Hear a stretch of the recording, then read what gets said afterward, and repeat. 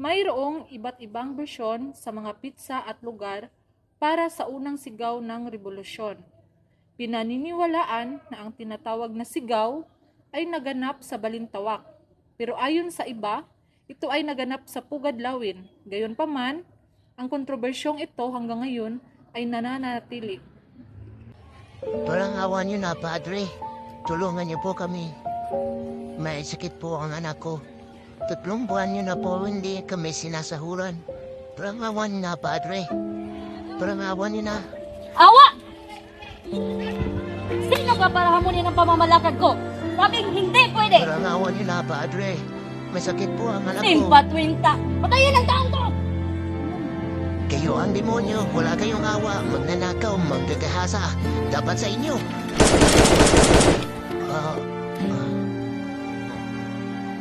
Kung ayaw niyong maging matulad sa demonyong ito, matuto kayo sa munod sa utos ko! Lalo na kayo, mga inyo!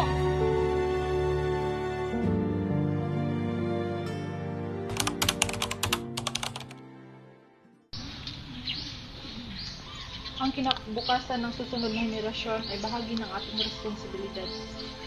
Tayo ang nauna, tayo ang may lakas, tayo ang may kakayahang lumaban. Tayo ang makapagbibigay ng kalayaan na nararapat sa kanila. Malaki ang tiwala ko sa iyo, Andres, bilang ina ng katipunan. Paya ko sa iyo ang desisyon na dapat gawin sa tingin mo.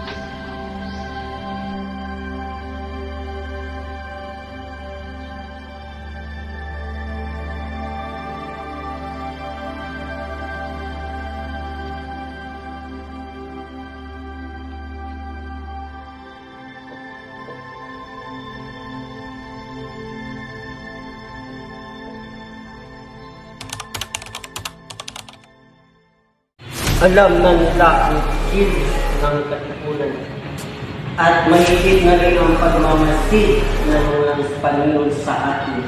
Kung sa ganon, kailangan natin umalis ng hindi nila tayo sa at muling magpatawag ako ng panibagong pagtutulong.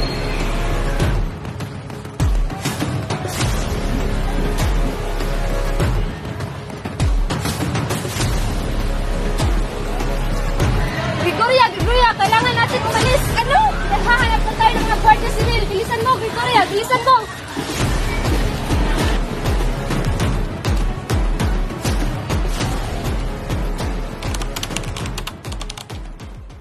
Ang lahat ng pinuno ay narito upang magbigay ng mahalagang desisyon ukol sa pagkaklas laban sa mga Espanyol. Unti-unti nang napupuksa ang ating samahan.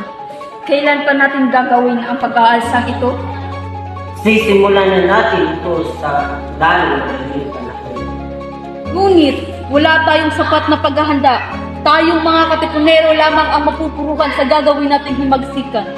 Hindi natin maaaring simulan ang pag-aalsa kung wala tayong sapat na armas at pagkain para sa ating samahan. Kailangan na nating magsakripisyo. Wala na tayong panahon kung lahat tayo ay magtutulungan. Hahayaan na lang ba natin mag-usap ang ating mga tauhan? Kung merong mga importanteng bagay, yun ay ang sapat na lakas. Isa pa, hindi sang-ayon sa atin ang mga mayayaman.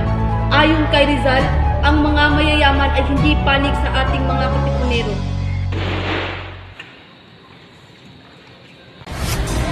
Mga magigiting kong anak ng bayan, alalahanin niyo ang inyong mga kapatid na binaril sa bagong bayan. Kung tayo ay babalik sa ating tirahan, tayo ay papatayin ng mga Espanyol. Nakatutok na ang mga baril nila sa atin. Alam na nila ang ating samahan. Kailangan nating simulan ang pag-aalsa. Kailangan ko marinig ang iyong mga pasya. Hibag Sigon!